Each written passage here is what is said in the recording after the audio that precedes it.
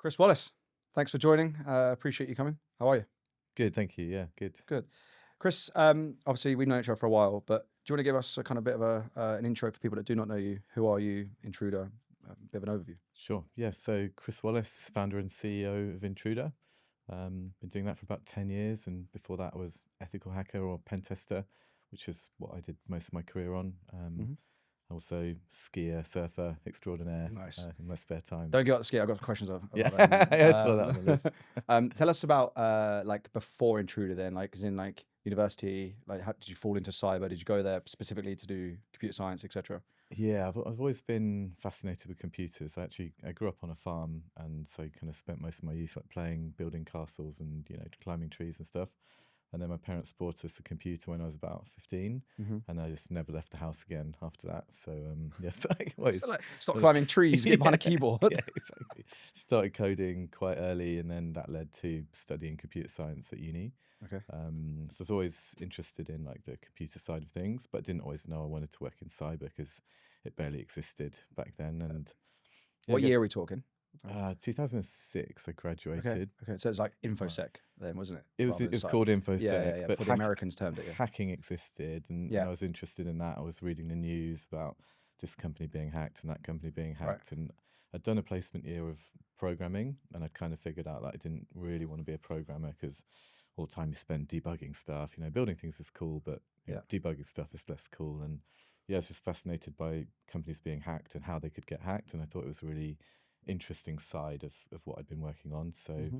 managed to find my way into Deloitte in their kind of what's it called? Not internship, but the graduate program basically. Yeah. And they had me walking around. I knew about computers, but I didn't know everything. They had me walking around customers, kind of doing audits. Like, do you do As a Mac? post grad. Yeah. So yeah, exactly. Auditing customers, like, do you do MAC address filtering? Do you do this? Do you Right. that? But I didn't know enough about what I was asking to So if to. they said no, you're like, So okay, tick or cross. you Like, can and then, still do the job. You can still gather the feedback, and you can kind of grade people on how many things they say yes and no to. But right. I wanted to understand more about what I was grading them on. Yeah. The So context behind it. Yeah. yeah, and they had this awesome team in the corner which did the actual hacking, Hmm. and they were always kind of like yelping, like, "Woo, I got root," this kind of Yeah. stuff. I found So root. yeah. You're like, I want to go wherever they go for beers. I'm going to hang out next to them at Yeah, the bar and just like exactly. linger around too long. So that's what I did. Yeah, and I managed to work my way into that team, and that's where my real career started, which was, pen testing, application pen testing, network Hmm. pen testing. Then moved on to context information security, who Yeah. had, high street banks in the UK, tons of top tier clients, and Mm. did a good few years there, kind of. In West Ferry, right? Canary Wharf. Like, Exactly. Yeah. So, the amazing people they had there. I wasn't the best among them, but they did have the best, You I hung think, in on. the UK. Yeah, they had the best in the UK. So I think, rubbing shoulders with that lot, I was getting to a really good Yeah. quality of pen testing, and eventually switched sides basically, and I wanted to see what it was like on the other side of the fence. Hmm. So I moved to WorldPay, where I was a big part of their vulnerability management team, and using the tools they had to kind of keep people like me out. Yeah. And that's where a lot of the ideas came for Intruder, which was that the tools that were available back then, this is kind of 10 years ago now, Yeah. even for someone with 10 years experience in pen testing and hacking, I found that they were difficult to use, like very time consuming, not particularly easy to set up. Again, takes a load of time. You have to be a real expert to do that. And then even when the results come out, you still have to kind of pump half of them into Google to figure out what's the real risk that it's trying to tell me. Like, okay, Oracle, TNS, this, that, and the other, but what's the business risk, or how worried should I be? And they just weren't great at doing that. So that's where a lot of the ideas formed for Intruder. And it wasn't until there was a cyber accelerator called Cylon that came along in Oh London. yeah. You remember that? Yeah. Of course. Yeah. They put out a call for applicants, and I thought, I've got some ideas. Grace and Luff, Yeah, right? Jonathan. exactly. Yeah, and Yeah. Alex Van Someren as Yeah. well. And yeah, they put a call for applicants. I put some ideas together, called it Intruder, submitted an application, and then yeah, they were like, "We love it. are you going to quit your job and come and do this? Oh shit, it's real. Yeah, Let's come back to that in a second. Go back before you went to university then. So like you said about kind of being an adventurous kid until your mum said like you're grounded, get behind a keyboard and like and kind of get behind the keyboard. No, like she first thing, encouraged. yeah, She sorry, yeah, didn't enforce. gentle parenting. How do you like? Do you remember like firstly the first like computer you ever had? Like what was that? Or like Yeah, I think it was called a Panrix. It was kind of like a classic IBM style. yeah, big unit. Like, Post BBC, yeah, kind of desktop. Just I think hummed and just I think it had 32 gig of RAM, which at the time was amazing. yeah, fast. Yeah, I can't remember the processor, but yeah, the numbers were different back then. And did you have a different view back then on like what did you want to do when you like what be when you grew up? Like was it always hey I'm gonna go like even before like you kind of got that computer? I did actually. I was interested in hacking from pretty early on. Like we had a game that we played, me and my brother, and it had this online portal for adminning the teams and stuff. Okay, yeah. And I managed to join a team that I shouldn't have had access to just by changing a number in the URL and caused an absolute stink in the game that day. When everyone was like, "How come he's been allowed on this team?" and stuff. Yeah. I think I was always really interested in it. When I was a kid, I wanted to be a lawyer or some kind of usual kid stuff before you know what being a lawyer is actually like. Exactly. You couldn't be further from a lawyer. Oh, right now. Yeah. Okay, cool. So you kind of sat on both sides of the fence, which is it's not that common, right? In terms of people. Well, I guess it's getting more common, and it's like we know a lot of SecOps or MDR companies that are like, hey, if you can find someone that's been on the other side of the fence and knows exactly how to navigate those tools, etc., and controls and stuff you put in, then it's obviously super useful, right? Yeah, I think it's really interesting because the way that you assume companies operate when you've just been a pen tester or outside in, it's not always how they operate on the inside. And seeing the difficulty, the frustrations firsthand, and the total lack of time to do anything or get anything done, like it's really eye-opening to be on that side and carve out some of those assumptions and go, like, these people can be struggling with the simple things sometimes, and it's what a lot of people in vendor land don't always understand because they're kind of pushing forward these hyper complicated solutions that do every bell and whistle, but actually what people are really struggling with is just kind of getting the basics through because they don't have the time or the resources to do that. So that's why at the moment I had a conversation this morning with an investor about like what are we seeing particularly in like in Europe. It was a US investor, and like what's the CISO demand and stuff like that at the moment, and like how it's flipped in the last like 5-6 years, or from like we want to see things, alerts, etc., to then like now everyone's like, can you also do something about it rather than just shoving alerts? Like I know alert fatigue is not a new thing, right? It's been around for years and years and years. But like around just more like how do we use now agents to auto remediate? Are we there yet? Can we include it into a platform? If you're an older company and you're not like agentic native, like are you at a disadvantage, etc. Like so it's a big like topic at the moment. definitely, yeah, saving time. Yeah. So okay, so you applied to Cylon, had an idea. You like basically gave us like a piece of paper. Yeah. It was like a back of a fact packet, and so they said yes, and you're like, holy shit! And I've got like this is serious. Like, did what you put in on that kind of piece of paper or the plan, is it still reflective of today? Like obviously iterations and stuff, but like give us an idea and maybe a visual on like that first kind of what it looked like.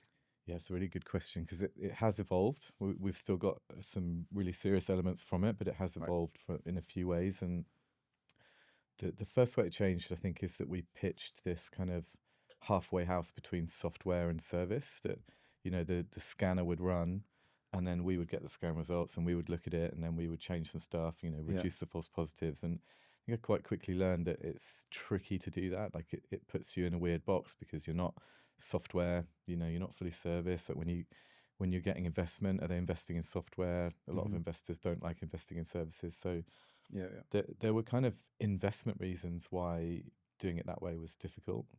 Even if that's a really good way to build a service for people, it meant that it's less viable as a company and it doesn't scale. So what I've learned a lot in the meantime is like about company building and things that scale and don't, you know. And so we kind of over time removed the manual service elements and went more down the road of software. Pure SaaS. Yeah, exactly. But the focus on people's exposure and their attack surface and what are the most kind of glaring vulnerabilities that they need to fix right now to avoid getting hacked is a constant that we've kept throughout. That was always the mission. And then how we deliver that has kind of evolved, but that's the kind of the mission of So the the mission company. hasn't changed. It's still this is exactly what we're going to do, but just the way you go about it, either services, enabled SaaS or whatever, has changed. Exactly that. So, okay, do you want to give kind of everybody that's watching and listening like an idea on actually what you guys do, right? Like Yeah. super like plain English I'll do for my dummies. best. Yeah. Like not necessarily an elevator pitch, but like what is Intruder? What is the mission? What do you guys do? Yeah, great. So we find the weaknesses that hackers could use to get into your networks. Okay. We find them faster than the hackers do, so you can fix them and stay secure.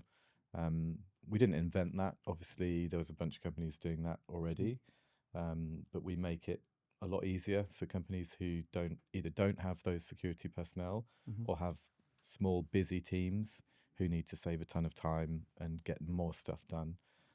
So our average customer here is the kind of the mid-sized company who doesn't have all the resources that a tier one bank might have, but still need to have the same security outcomes because there's as much in the firing line as everyone else, but they're having to make do with less resources. So is it fair to say, do you serve the mid-market more so than enterprise or lower enterprise, like thinking of the business model ICP? And We do. We have FTSE 100 companies as customers, but it depends on the profile of the company, really, like how much security resource they have compared to their peers. You know, some FTSE 100 companies will have all the resources they need, and others will have to survive with less. And that can be the case as well for critical national infrastructure. We have critical national infrastructure clients who also have to kind of make do without the resources they might like to have. Are you still seeing that OT space and like ICS and stuff like still miles behind in terms of like the type of person that's running a security team, the lack of how much they run on Linux? That's like, do you know, like So when we talk about critical national infrastructure, we don't do the kind of OT side of it. So no, like the energy and manufacturers, you're thinking more government. It's not where we specialize. Yeah, it's more kind of when it comes to CNI, it's tough to name names, isn't it? But we don't do stuff that explodes. How do you define your ICP? Non-exploding. Exactly. But some other really important stuff that we can do. Okay. With and then let's talk about the how. So maybe we can go like deep dive and away from the plain English in terms of like what you do. So like you say you identify vulnerabilities or like fire exposure and stuff like that, but then and try and get ahead of the threat actor before they then exploit that, right? How? So we have a range of scanners under the hood that people would recognize. Active, passive. Active, and we also do discovery. So right from the left side of exposure management, we discover unknown assets that customer doesn't even know that they have. Interesting. That can be in the cloud or just out on the internet, kind of subdomains, related domains. We then bring them in for kind of scanning, whether it's network scanning, application scanning, API scanning, and we also have added cloud scanning as well, so CSPM to the mix this year. And then we prioritize according to what we think is the most important thing among those issues that we find, using KevList, CVSS. Sometimes we change the priorities ourselves. For example, if a customer has a database facing the internet, a lot of scanners would rank that as a informational issue. They just say, database, normal thing to find on a network, no problem. Intruder translates that to you shouldn't leave a database facing the internet. That's a really bad idea. It might not have a security vulnerability right now, but the second it does, someone can hack your database, or just having it there enables people to guess passwords because it's on the internet, and they shouldn't be able to do that. You don't need a database on the internet. You should take it off. So there's ways in which we highlight things that other scanners don't to make it A, easier for the customer, and B, to reduce their attack surface. I suppose you like where CVSS might not have the context you do behind the customer, right? Whether that internet-facing database is actually important or not, right? Rather than what it says on the list. Exactly, and that's something that we're looking at adding AI to in the very near future. Is so we can already say that having any database on the internet is probably not a good idea, but we're testing with AI at the moment to see whether we can auto-categorize and say, hey, that database looks important. Super. Things that we know about the customer lead us to believe that that database should really not be on the internet, or this vulnerability in this system over here is really critical because using AI, we think that looks like your main production app or something like that. So or based on what we already know about the yeah. Exactly. Okay, cool. So we spoke about the origins, we spoke about kind of like your background, the story, etc. Like, talk to us about Cylon being one of them. But like, were there any kind of like early believers, investors? Who were they? Are they still around now?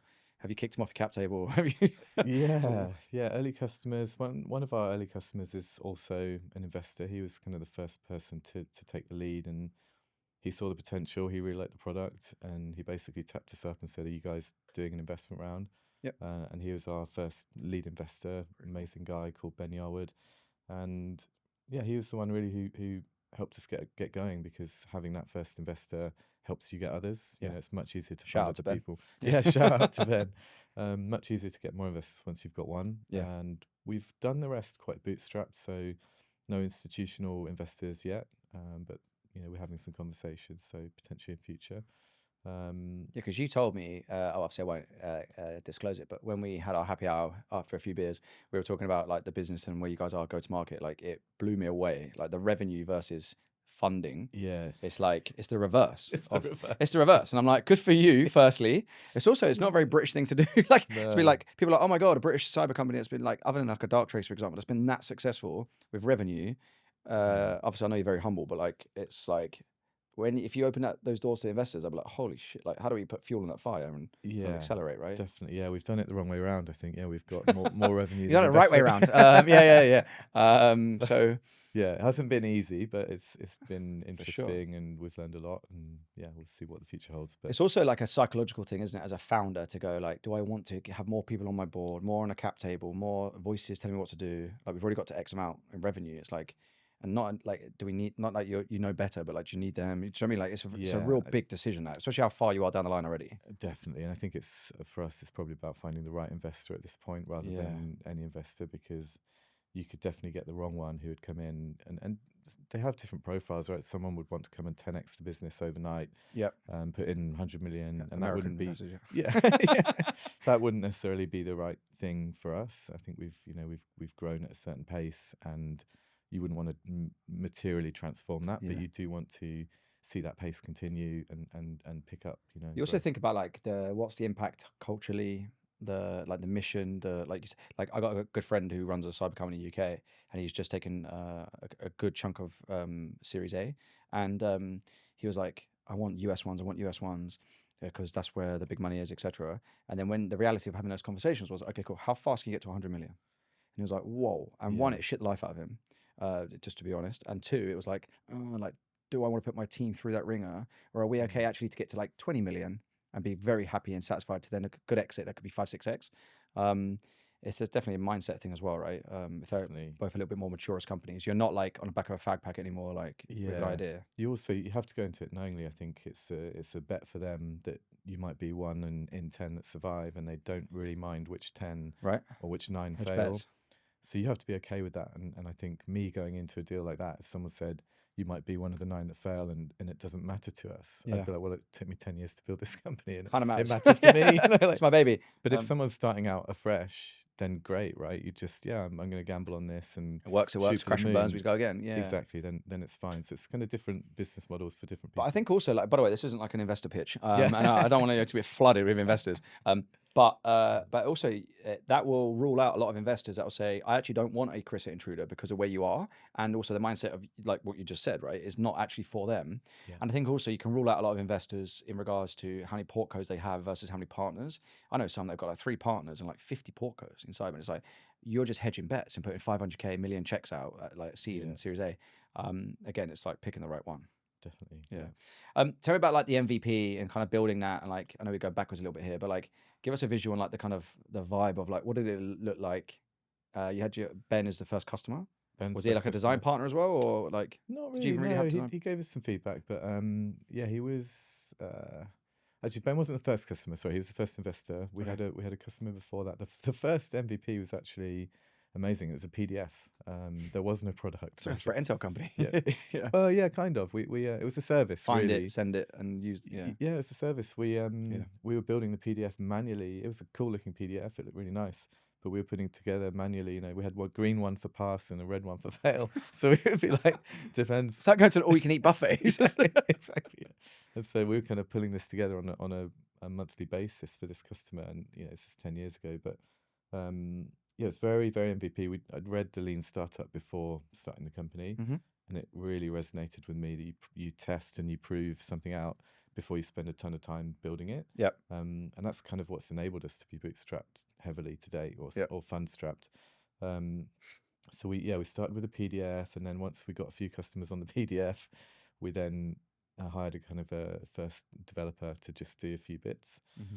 But even then, when we had that first product, it looked great on the front, but behind the scenes is where there wasn't a lot going on, right? So customer would hit scan, and then we'd get a Slack notification being like, "This customer's quick, what's get a human in there, quick, scan it." Yeah, we'd be like running a scan manually behind the scenes, and then uploading the report. What year is this roughly? So 2016, yeah. 15 was the PDF, and then 2016 we got into your 10th year now. Yes, finishing it. Yeah. So 10th anniversary was in April. So yeah, and the platform's come a really long way since then. Obviously, we did a couple of years where we were really doing a lot of heavy lifting behind the scenes. Mm-hmm. And after the second year, about 2.5 years in, our CTO joined, and he was the one who turned it from a service into a product, really, and things really took off after he joined. Like we put a Stripe, payment, credit card payment on the site, and because he said, so what's that, PLG, like product-led growth? It was that was our first uptick, because we'd been going around London getting customers just by talking to people at events, and that was very slow. And then Patrick, the CTO, joined and said, "Well, why don't you put credit card sign up on the site?" And I was like, "Well, no one's ever asked for a credit card payment." And he went, "Exactly. They don't want to talk to you." So I was like, "You have a point." Spoken like a true CTO. Hate salespeople. Doesn't want to talk to anyone. But he was right. So we put, first of all, we just put a button that said, "Click here to sign up," and we didn't implement any of the back end. We just sort of see if anyone even clicks the button, and they did within a day or two. Scrambling, trying to put back into it. Yeah, exactly. And then we're okay. If people are going to click the button, we build the back end, and within a week we had our first kind of credit card customer, and it quickly snowballed from there. What kind of, if I was doing that back then, what am I, like $1,000 a month, $500? What were you thinking? We were pretty cheap early on. I think the lowest price you could sign up was like $25 a month or something.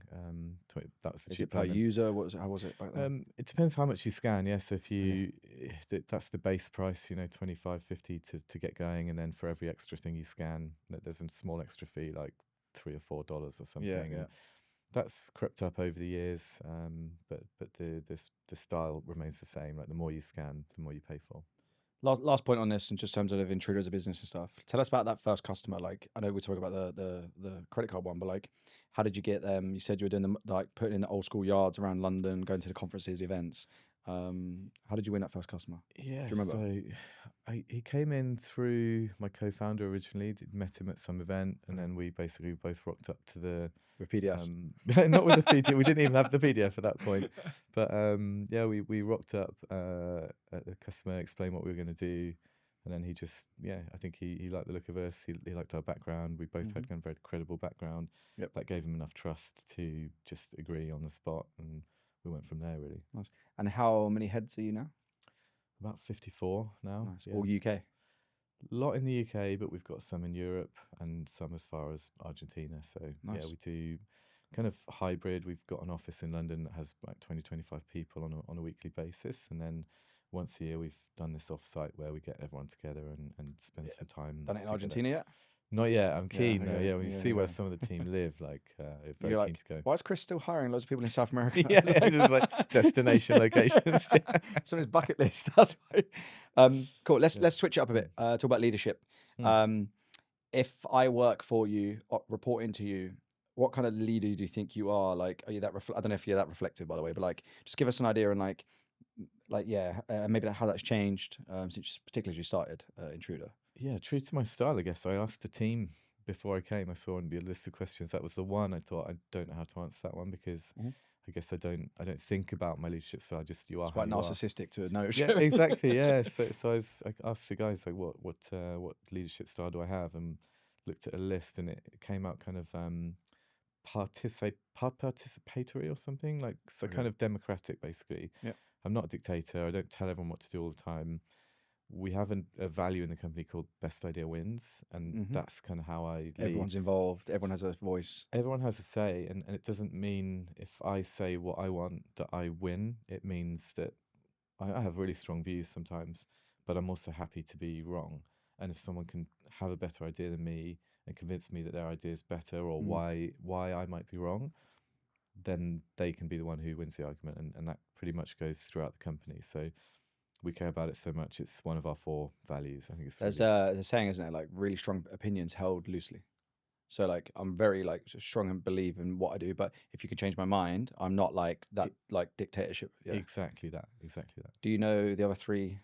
Are other they 3 values or values, non-negotiables or Yeah, I'll try and remember them all, but enjoy the journey is one. Yeah, And fair. That's that a good one. came from basically building a startup is really hard, and you want to get to the end and look back and think that Journey was cool. was worth It wasn't it. the Yeah, total grind. Yeah. yeah, and it's not all about just the end and getting to the end, because there kind of is no end. There's always some after, or there'll be always another. Never good enough. It's never. There'll always be another challenge you have to solve. So after about 5 years and a kind of a near mental breakdown, I think that's basically like, fuck, we must have fun doing this. Yeah, What we exactly. do. Yeah, I was like, I'm not going to get to the end if I can't enjoy the process of getting there. Yeah. It really hit me that we need to take time to look back and realize how far we've come, celebrate the wins, take time out to have a bit of fun and do some enjoyable stuff, and make sure that when we come to work we are actually enjoying it, because it's such a key part of the whole thing. An obvious one, isn't it? But no one ever thinks about it, because it's like, no, we're hustlers. We're in the trenches, grind. It's like, well, you don't get in the news for enjoying the journey. Like there's no headlines about the happiest person on the planet because they're just having a good time. The news always celebrates these kind of milestones, so you think that that's what you need to do, but actually what could be better than also enjoying the it's way just that you get somewhere. better place to be. And like yes, it's your business, and it might be everyone's equity and stuff, but it's like it's still, well, we're here all the time, all day. And so you've got, so enjoy the journey. You've got best idea wins. Best idea wins. You might have to edit this one, I think. Yeah, it's totally fine. Enjoy the journey, especially on the spot. Enjoy the journey. Best idea wins. We respect each other, which basically means you don't come to work and fight. Like, you can disagree, but you do so in a way that's like a conversation, and you talk to each other. Don't be a dick. Yeah, exactly that. And we I went to a Data Tribe event, a VC out in Virginia, and owned by a SEAL Team 6 guy. Shout out to Mike Janke, and he had a sign on the wall that said, "We have no room there's no room here for dickheads. Life is too short to put up with them." I was like, I'm going to copy it, put that straight on the wall. And it's like, it's true, right? It's whichever way you frame it. Again, another obvious one, but people like, particularly, it's just not really well thought. Again, like they're all quite important to me, because this was also based on experience that the first 2 years of the company, I had a co-founder that we didn't get on, and those 2 years were really difficult, and it really taught me that you can't come to work and have disagreements that aren't respectful. It has to be that, we can disagree and that's fine, but I'm not going to enjoy my life if I have to come to work and argue every day. Different of a dogfight every day, right? And it also it slows you down. Like if you've got other companies going against you where everyone's in sync and they're debating healthily, you can easily spend all your time and energy fighting. And those first 2 years, did we make a ton of progress? Not really, for that reason. And you go home miserable, you're a bit down. It's like, so exactly. I get it. We'll come back to the fourth one. You can see I can't remember it. I'm sure it's really important. Don't worry. When it comes back to you, just stop me immediately. No reflection on your leadership, I promise. We spoke about kind of like your leadership style. And I said to you off air, obviously I know Andy well. 5 pints in, I ask Andy, what's Chris like to work with? What's he saying? Yeah, so 5 pints in, and he can comment, by the way, just in this video. So I want to see what he says. We've just actually got back from a 2-day offsite, so I know exactly what you're saying. You're about to say we 2-day didn't bender. Have 5 pints. No, we just had a 2-day offsite, and some of it was about kind of talking to each other about what we're good at and bad at and stuff. Yeah, that's a hard exercise, by the way, really difficult. Yeah, it's quite funny actually, because Andy himself, he had his Fitbit watch on, and he said that his heart was spiking the most when he had to give compliments. Rather than, it's just not an English thing to do. Shout the weaknesses, but tell me English people giving compliments is like heart level spiking. But he said it was quite nice actually. One of his was Chris deeply cares about the fact that people do enjoy the journey, so it's nice to see that value was something that came across. Yeah, good. He also, I think, said, "I'm an amazing skier" or something like that. That's bullshit. Beat him down That's any total slope. bullshit. Prove Um, it in February. Yeah. and then getting the best out of people, which was really nice to hear. It's not something I would have come up with about myself, but Yeah. yeah. Like, how do you live those kind of values? And it sounds like, because we've just hired someone, she joined. Big thing for her was, hey, the company grew to like 40 heads. I don't know what our vision, mission, values are. I don't know why I'm here. Like, other than making money, it's like kind of that loses its soul after a while, right? We try and what we do, we have wrap ups every Friday afternoon, the whole company, and we talk about our 3 C's, which is our non-negotiables, and you explain what you've done this week to demonstrate those 3 things. Like, how do you, Intruder, kind of live those, if you know what I mean? Rather than like a 2-day SKO or a 2-day offsite. Yeah, less structured, but similarly kind of on a reminder basis that we look out for people exhibiting the values, and then we call them out positively when they do, to kind of reinforce. Set examples, yeah. Yeah, it's a nice way to give positive feedback. It's a nice way to reinforce that people, we care about those values. But then if someone isn't living up to them, rather than just feeding back that there's something they need to improve, you specifically call out like, this isn't living up to our values. And we need to do a bit better job, I think, of like interviewing and hiring for it. So it can be tricky to do that, I think. But I'll share. I've got a scorecard. We'll share with you after, and like we've got it. I'll share our one, right? Because we're the same, right? The irony of recruiters not being able to hire recruiters, right? It's so difficult. Recruiting is hard, isn't it? It's really difficult. But trying to like create some science or like reduce the risk, etc., on it by like lessons learned or fact or science, and or aligning those people with your like core values. I'll share our one with you. Again, then we like kind of rate them out of 5 for each one, and then and every person that interviews uses the same spreadsheet essentially, and then we'll score theirs against it. And if there's any huge differences, we will have a healthy discussion on like why. And if it's like synonymous, then it's like cool, hire, makes sense, right? Yeah, that's only one part of obviously the hiring process, but yeah, nobody does that. Like, unless you're doing an executive search. Yeah, I think it's tricky though, isn't it? 'Cause how do you interview for someone enjoying the journey, like, or respecting? They're not going to disrespect you in an interview, are they? But like, it's not always you can possible. probably probe them unless you like probe them, see if you can get them to fight you. How composed are you? I'm with you on that. The last point on this is about the leadership is like, what takes up most of your time, like today? It might have changed from the previous, but like, as of now, where you are as a company, like, it might surprise us, it might not, but like what takes up all your time? People management, I guess. The more people you have, the more time you spend. HR problems. Yeah, but yeah, it's much easier if you don't have a HR team. Yeah, no, I found that before, but they can do really good stuff too. So yeah, we spending time on the people in the team, setting direction, making sure that everyone's understanding where we're going. Investor conversations, and something I'd like to do more of, and it's been such a whirlwind that I haven't had enough time in the past, but something I'm really keen to do in 26 is just spend more time with customers and prospects and kind of really live in the trenches with them, because there's so many things you can get distracted by, but the most important thing is our customers, and we've got 3,000 of them. So 3,000 customers. Yeah.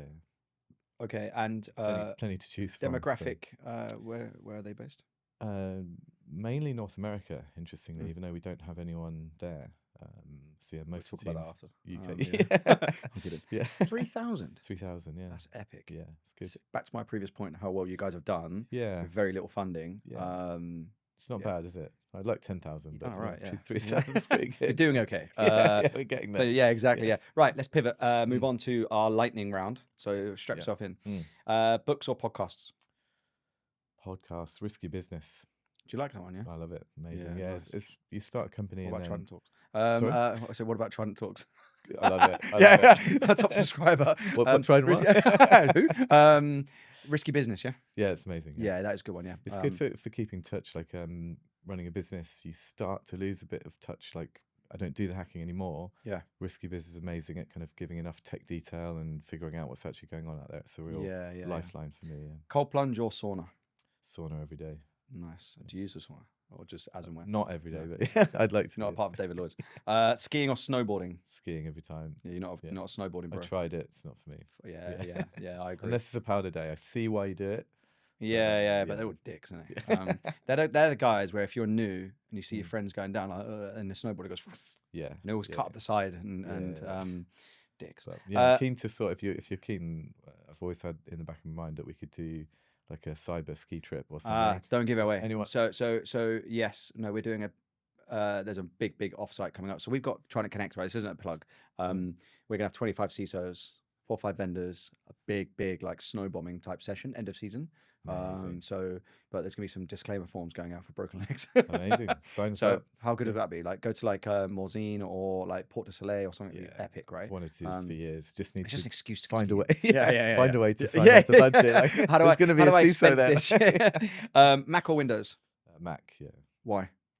I used to use Windows, got converted basically. Now I'm a religious kind We of have Mac fan. only Charlie, my co-founder, uses Mac in the whole company. Really? And he gets rinsed for it. Have you ever tried a Mac? No, but I know what happened. I know what happened. Tell me about your coffee order. Coffee order, flat white. Just straight flat white.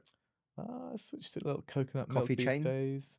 Chain, Arabica, best coffee in London, hands down. Is that a coffee shop? Yeah, the logo's just 1%. So look out for the percent. Yeah, sounds expensive. Yeah, they're amazing. Yeah, delicious. Nice. Shout out to Arabica. And then what's one thing like today you tell your kind of postgraduate self just leaving university? Obviously got your first class degree, thrown your hat in the air. What's the? Yeah, I don't know. I looked at that question. I was like, I really don't know. One, It's a tough one. What would you say? Like, would you change anything in it. your journey now? Like you've been enjoying the journey is a big thing. Maybe think about like, have you basically fucked up anywhere along the way that you would? I spent a year in Vancouver, which I didn't really enjoy. Skiing? Oddly. Yeah, I went there to go skiing. The skiing was great. You got stuck. The skiing was great, but I really missed You didn't enjoy it? It's a very cliquey part of the I world. want to go to, is it Vancouver Island? I didn't go. That's the far west side of Canada, right? Yes, yeah. So Vancouver's mainland. Yeah, but where then you fly you've got into it, and you have to do like a Island- little, Island, yeah. You can go surfing there. So but lesson to yourself is not to go to Vancouver. should have gone to Rome. Yeah. We should have spent some time in Rome, Rome's nice. learning Italian, something like that. Yeah, you would could have been quite like, cool. very eloquent. That's and not bad, is it? Long hair. You'd be sat here I with a did have 3-piece long suit hair. on. I did. I'd be like, so. I can see it. I don't know many. There are a few cyber companies out of Italy, but more fashion companies, I think. So tell us, just to kind of summarize and close up, what's next for Intruder? What's the plan? We spoke about investment, TBC on that, but like, what's the vision, the plan? Yeah, good question. So obviously we're looking heavily into AI, as a lot of cyber companies are, and I guess bringing it all together. We do so much now, from CSPM, app scanning, external network, internal, and there's a lot of opportunities to bring all of that information together in a better way to really rank which are the most critical vulnerabilities that you have, layering AI on top of that to even do kind of further investigative work or fixing things. So there's quite a lot of opportunities ahead.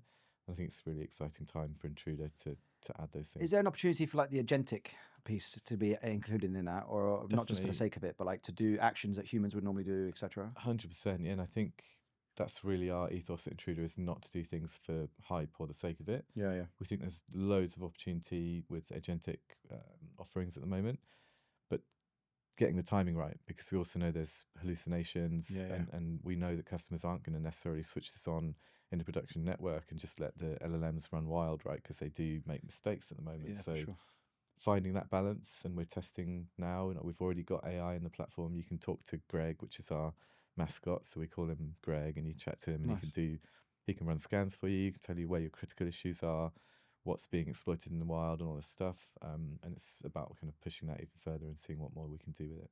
Love it. And just one more closing remark from you. One piece of like must-do action for everybody listening, a security action they must do this week. Not change password. Don't give me that. That's an easy answer. But like, I'd say security. Go and look at what you're using for your external vulnerability management and see if it's going to highlight, do you have any databases facing the internet? And if it doesn't, why doesn't it? Does it really help you reduce your attack surface, or is it only telling you about things that have critical vulnerabilities right now, rather than what could be a vulnerability tomorrow? Amazing. Chris, thanks for joining. Pleasure. Good luck for the 2026, and I'll see you on the slopes. Yeah.